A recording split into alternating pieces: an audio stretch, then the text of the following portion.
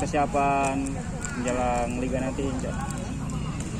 Cukup baik sekali buat persiapan kali ini. Apalagi dia dengan senior cukup bagus kita menyesuaikan dengan senior dengan lain cukup maksimal.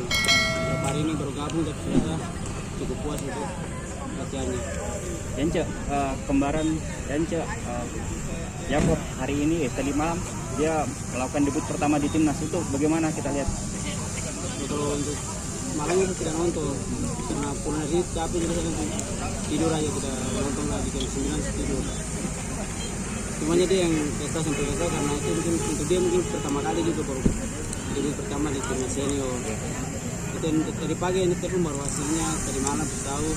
Tadi pun dia rasa itu suatu kebanggaan jadi karena baru debut pertama dengan senior. Sudah ada komunikasi setelah pertandingan? Sudah. Apa saja komunikasinya? Dia bilang aja latihan semangat aja dulu kembali bergabung. Berarti itu jadi motivasi untuk Yance sendiri? Jadi motivasi saja untuk berusaha sama seperti dia. Dia bilang kalau bisa lebih dari dia lagi. Jadi ada motivasi untuk latihannya semangat terus. Cukup. Saya mau tanya berapa pacarnya? Itu yang saya dan bagaimana mengembalikan dia punya kekuatan.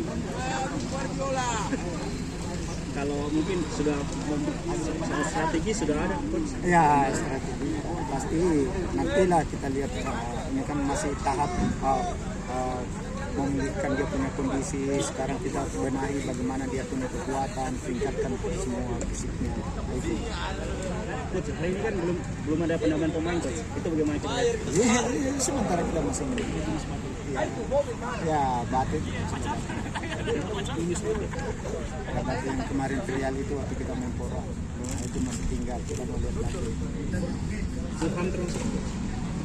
Sampai sekarang belum. Kemarin sudah jawab soal Silham. Ya, oke. Ini Coach, dari malam Yakob Sayuri kan main timnas. Debut perdana di timnas, itu bagaimana kita lihat? Ya, nggak usah saya komentar untuk timnas.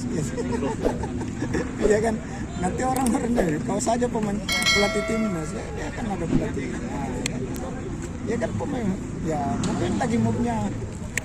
Nggak bagus. Nggak usah saya komentar lah kalau timnas. Ya, oke. Makasih ya.